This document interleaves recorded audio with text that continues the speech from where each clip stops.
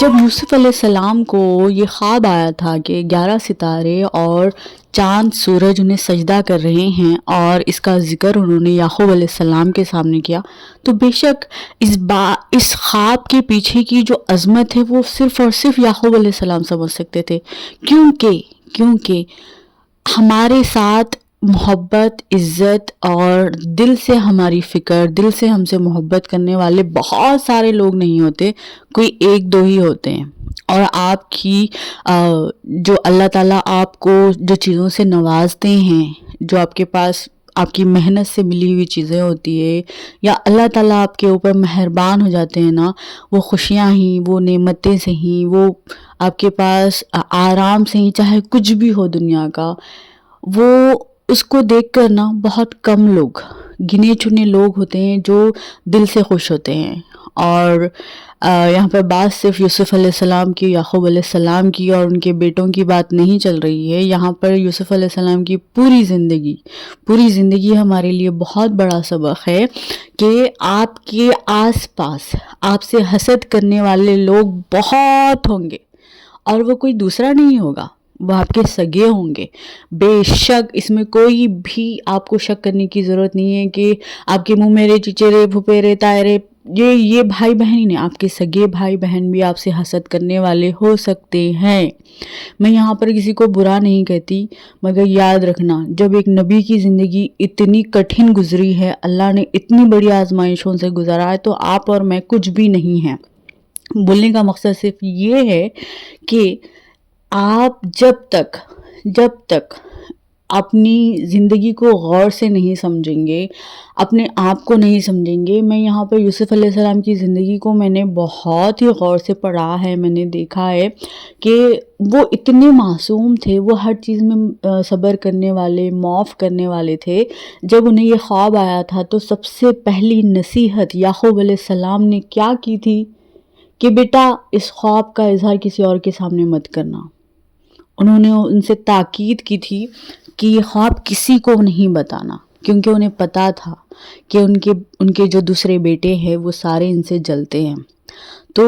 انہیں پتا تھا کہ میرے بیٹے کو خطرہ ہو سکتا ہے، اس کے چاہے یہ سگے بھائی ہی کیوں نہ ہو، اسے کہیں نہ کہیں نقصان پہنچانے کی کوشش کریں گے۔ جب ایک نبی کے دل میں اتنا ڈر تھا کہ میری باقی کی جو اولادوں سے میری ایک اولاد کو اللہ تعالیٰ نے ایک عظمت سے نوازا ہے، تو بے شک دوسرے بھائی اسے حسد کریں گے، نقصان پہنچانے کی کوشش کریں گے۔ تو یہاں پر اس سے ہمیں بھی سبق ملتا ہے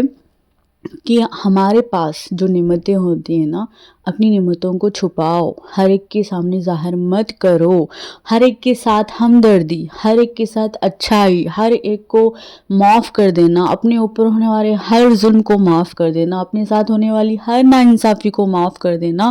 بے وقوفی ہے۔ یاد رکھیے یہ بات، آج کے زمانے میں جو انسان اپنی مدد نہیں کر سکتا، اس کی کوئی بھی مدد نہیں کر سکتا۔ آج کا زمانہ اتنا گندا ہو چکا ہے نا کہ یہاں پہ ماں باپ بھی آپ کے سگے نہیں ہیں، اولاد بھی آپ کی سگی نہیں ہے، آپ کے بھائی بہن نہیں ہیں، کوئی کسی کا سگا نہیں ہے۔ اس حد تک گندا زمانہ آ گیا ہے۔ تو میں آپ کو اپنے پچھلے ویڈیو میں یہی سمجھا رہی تھی کہ حسد کرنے والوں سے بچیے، اور ہر انسان کو اپنا مت بنائیے، اور اپنے اوپر ہونے والے ہر ظلم کو معاف مت کریے، اپنے لیے آواز اٹھائیے۔ ضروری ہے آپ کے لیے آواز اٹھانا۔ اللہ اس انسان کی کبھی مدد نہیں کرتے جو اپنی مدد نہیں کرتا، اور وہ انسان کا کبھی اللہ تعالیٰ وہ حالات نہیں بدلتے، وقت نہیں بدلتے، زندگی نہیں بدلتے جو خود اپنی زندگی نہیں بدلنا چاہتا، جس کے اندر اللہ تعالیٰ نے کوٹ کر ایمان، کوٹ کر ہمت بھری ہو، مگر پھر بھی وہ یہ بے وقوفی کر بیٹھتا ہے کہ نہیں بھائی یہ تو میرے رشتہ دار ہیں، نہیں بھائی یہ تو میرے بھائی بہن ہیں، نہیں بھائی یہ تو میرے اپنے سگے ہیں، یہ چاہے میرے ساتھ کچھ بھی کر لے، میں اللہ کے لیے انہیں معاف کر دوں گا۔ نہیں، ہر چیز کی ایک لمٹ ہوتی ہے، سمجھ رہے ہو نا آپ؟ جب تک آپ اس حد میں آگے والے کو رکھو گے تب تک ہی آپ سکون میں اور محفوظ رہو گے۔ بھائی اپنی زندگی کو محفوظ رکھیے، اپنی آخرت کو محفوظ رکھیے کہ ایسا نہ ہو کہ آپ اچھے بنتے بنتے بنتے بنتے ایسا نہ ہو کہ آپ آخرت کے دن ایسے کھڑے ہو جاؤ کہ آپ بس رونا ڈھنڈورا پیٹتے رہو اور آگے سے اللہ تعالیٰ آپ سے یہ سوال کریں کہ میں نے تجھے نہیں بتایا تھا کہ تیرے کیا حق ہے۔ اللہ تعالیٰ نے تو یہ کبھی نہیں کہا تھا کہ میں بزدل کے ساتھ ہوں، اللہ تعالیٰ نے یہ کہا تھا کہ میں کمزوروں کے ساتھ ہوں۔ جو جان بوجھ کر بزدل بنتا ہے، جان بوجھ کے بے وقوف بنتا جاتا ہے، اور ایک حدیث تو بالکل واضح صاف ہمیں یہ اشارہ دیتی ہے کہ ایک مومن ایک سوراخ سے دوسری 2 بار ڈسا نہیں جا سکتا۔ مطلب جو انسان کو ایک جگہ سے ٹھوکر مل گئی ہے وہ انسان پھر سے وہی غلطی نہیں کر سکتا۔ جس کو ایک جگہ سے تکلیف مل چکی ہے، دھوکہ مل چکا ہے، جسے ایک طرح سے کہیے کہ غدار لوگ مل چکے ہیں، اس کے ساتھ برا کرنے والے لوگ مل چکے ہیں، اسے اللہ تعالیٰ نے ایسے لوگوں کا جو چہرہ ہے، جو اصلیت ہے، سامنے لا چکے ہیں اللہ تعالیٰ کی۔ یہ لوگ تجھ سے جلتے ہیں، یہ لوگ تیری تکلیفوں پہ خوش ہوتے ہیں، یہ لوگ کہیں نہ کہیں تیرے سگے نہیں ہیں۔ جب اللہ تعالیٰ لوگوں کے چہرے سامنے لا دیتا ہے تو پھر آپ کیوں بھائی، کیوں آپ اس سے اچھا بننے کے لیے، یا صرف یہ چیزیں جو ہوتی ہے نا کہ مجھے بہت افسوس ہوتا ہے ایسے لوگوں پر کہ وہ جان بوجھ کر اپنے آپ کو تکلیفوں میں ڈال دیتے ہیں، جان بوجھ کر لوگوں کے ساتھ اپنے رشتے نبھاتے اپنی زندگی ضائع کر دیتے ہیں۔ اس کے ساتھ ساتھ پوری زندگی انہیں یہ شکایت ہوتی ہے کہ لوگ انہیں اتنے غم دیتے ہیں، لوگ انہیں اتنا پریشان کرتے ہیں۔ اللہ کے سامنے رونے کا بھی فائدہ نہیں ہے۔ اللہ انہی کے ساتھ ہے جو اپنی زندگی بدلنا چاہتے ہیں، جو اپنا ساتھ دیتے ہیں، جو اپنی خود کی مدد کرتے ہیں، جو اپنے حق جانتے ہیں۔ اللہ تعالیٰ نے آپ کو اشرف المخلوقات بنایا ہے، جانور مت بنیے۔ جانور کو بھی 1 سے 2 بار تکلیف ہونا تو اللہ تعالیٰ نے اس کے اندر ایسی چیز رکھی ہے کہ وہ اپنے آپ کو تکلیفوں سے بچانے کے لیے کاٹتا ہے، آگے والے کو نقصان پہنچاتا ہے تاکہ وہ اپنے آپ کو محفوظ رکھ سکیں۔ کم از کم خود کی اللہ تعالیٰ نے آپ کو جو صحت دی ہے، ہاتھ پیر دیے ہیں، عقل دی ہے،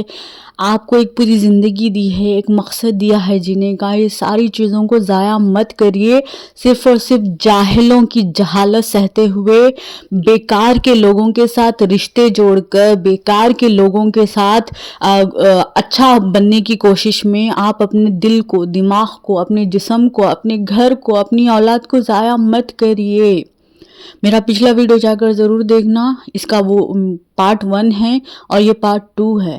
میں یہاں پر یہ باتیں صرف اس لیے سمجھا رہی ہوں کہ آج امت مسلمہ بہت خطرے میں ہے، پوری دنیا ہماری دشمن ہے، اور ہم ایسی جہالتوں میں گھرے ہوئے ہیں کہ ایک ہی چھت کے نیچے رہ کر 4 دیواری میں ایک ساتھ رہتے ہوئے بھی ایک دوسرے کے دشمن بنے ہوئے بیٹھے ہوئے ہیں۔ ٹھیک ہے، ساس بہو کی دشمن بنی ہوئی ہے، یہاں پر بہو ننن کی تھی، ننن بھاوج کی، کتنے رشتے یار جو ایک دوسرے کو ڈسنے کے لیے بیٹھے ہوئے ہیں۔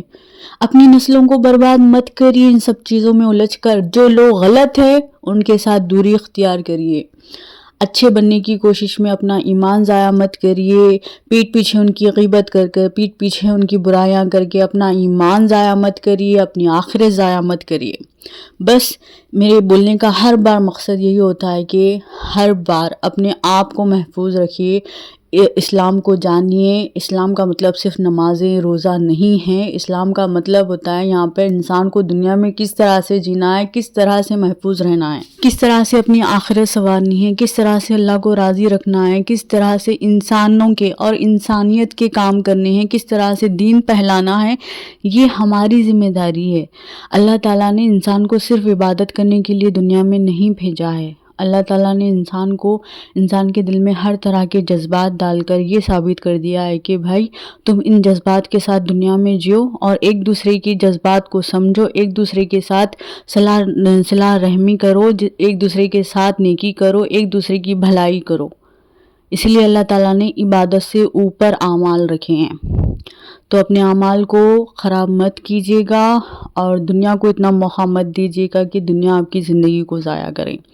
تو یہ تھا میرا آج کا ویڈیو، کیسا لگا ضرور بتانا، اس کا پارٹ 1 بھی جا کر ضرور دیکھ لینا آپ لوگ۔ ملتے ہیں نیکسٹ ویڈیو میں، تب تک کے لیے اللہ حافظ۔ اللہ آپ سب کو محفوظ رکھے، خوش رکھے، آباد رکھے، آمین ثم آمین۔